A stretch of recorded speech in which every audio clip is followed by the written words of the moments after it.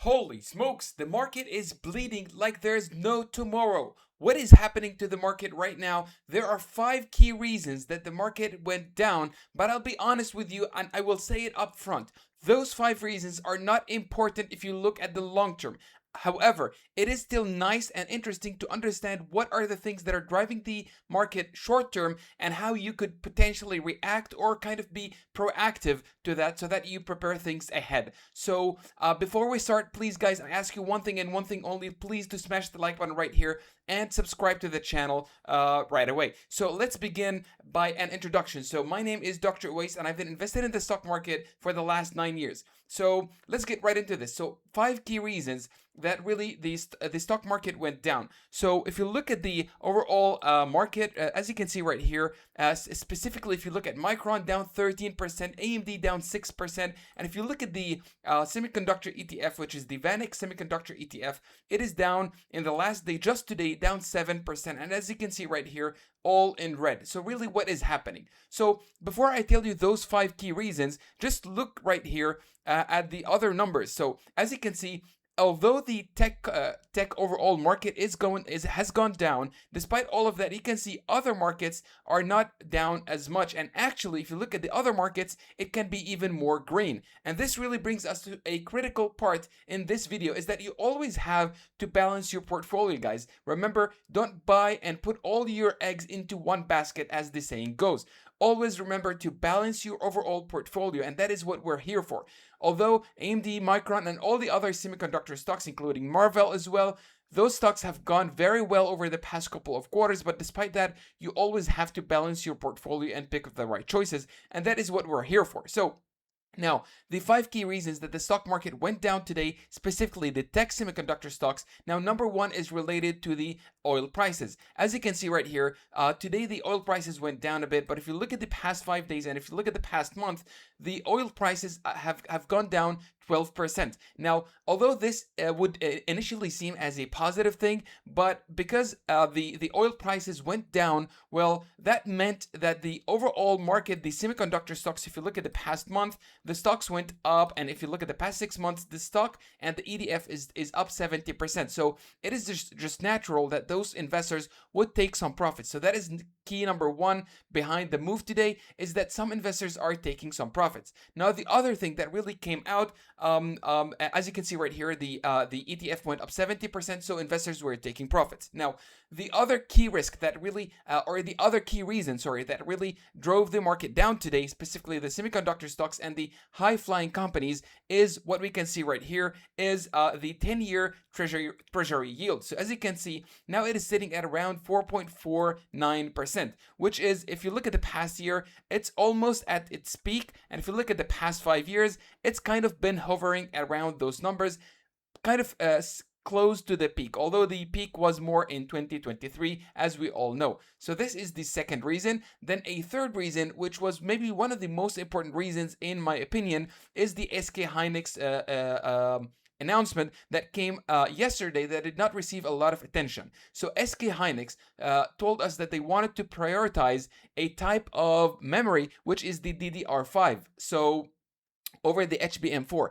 So historically, we've been thinking that the HBM4 is the type of memory that is expected to make the most profits. However, SK Hynix, which is the Korean company that is similar to Micron but is really the biggest player in the memory market, has told us that they are more towards the DDR5 because they have higher margins and kind of more supply shortage. So because it is a kind of more strict supply shortage with the DDR5, well, that leads to higher profit margins, and hence SK Hynix is more kind of transitioning towards the DDR5. And then the other reason behind that, because we know that the HBM4 memory is sold out all the way into 2027. So that is why they're more kind of scaling towards the DDR5. So that was the other reason that spooked investors and thought maybe that is a sign of a weakening demand. So that a kind of their reasoning behind SK Hynix going from HBM4 all the way into DDR5. However,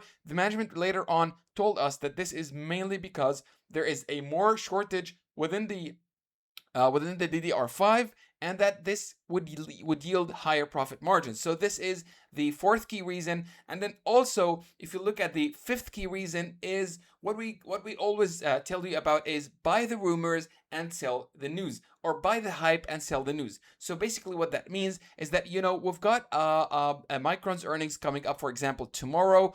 We've got a lot of things expected to happen within this week and next week. So kind of investors were buying in the hype, in that, for example, Micron is expected to deliver a kind of beat on revenue and on profits and on margins, and maybe potentially on the forward-looking statements, and that is why investors were buying into Micron stock over the past couple of days. If you look at Micron right here, so I will be just zooming quickly, Micron stock, so just MU right here for the ticker symbol. So as you can see, in the past month, up 17%, and over the past 5 days, if you just exclude this one right here, the stock was up almost 20% in just 5 days. However, this was kind of, this is kind of like, taking some profits, but also at the same time selling, kind of quote, the news. Although the news are not out yet, but it is more kind of rebalancing their portfolio. So again, guys, if you look at the other overall market, so as you can see right here, many other stocks have gone up, and that is why I don't only own AMD, Micron, and all those other companies, but I also own some other companies that are interesting for you to keep an eye on. So, for example, I also own ServiceNow. So just look at the portfolio, some of the stocks that I own right here. So as you can see, although, for example, Tesla was down 5%, AMD down, Micron down 11%, 13%, but despite that, you've got these other companies that would scale up your portfolios. As you can see, Adobe stock, ServiceNow, Duolingo, these companies kind of tried to pull back and take the kind of balance the overall portfolio. So this is something that you always have to keep in your mind. And then also remember, at one point, AMD and Micron and these other companies will no longer be compounding your money. And that is why you have to start finding some other position. And that is what we're here for. So ServiceNow could be the other company that would take over in the coming couple of quarters. This is something that we can discuss in a future video. Let me know, by the way, if you guys want to discuss that. And then finally, something that I wanted to touch on is a strategic partnership between Micron and Anthropic, which involves a Series H investment. So basically what that means is that Micron has invested into Anthropic. However, unfortunately, we do not know the exact numbers and details, how much exactly Micron put into Anthropic, but the idea is, Micron is investing into Anthropic, and then at the same time, you've got Anthropic asking for memory supply from Micron. So this would be nice for the profits and revenue for Micron, but then also at the same time, it would help you think about potentially deeper collaborations or more collaborations between Anthropic and Micron, because those customers, those employees now know each other, and then also new partnerships. This could introduce new partnerships. So for example, with AMD, we first heard with OpenAI, and then it went with Meta, or it was vice versa. But you get the idea, is that whenever one announcement comes, the other announcements can lead and follow that, because they see, oh, that guy did that, then let's do that.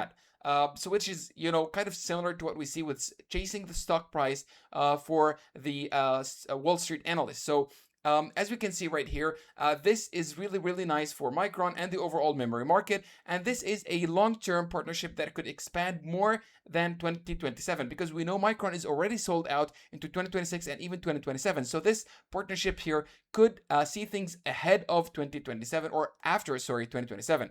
And then also, just one last thing, this could be a custom memory product. So this customized memory product would potentially lead companies to see the benefits of a customized memory product, which would lead to higher profits for Micron, and this would lead to higher share prices. So this is really just a brief summary of what really came out with today's market. Now, although as I told you guys, the overall tech market is down, but the other markets and the other segments are still doing good. So always try to balance your portfolio. Smash the like button. Make sure you subscribe to the channel. Let me know what you guys think in the comments down below, and I will see you in our next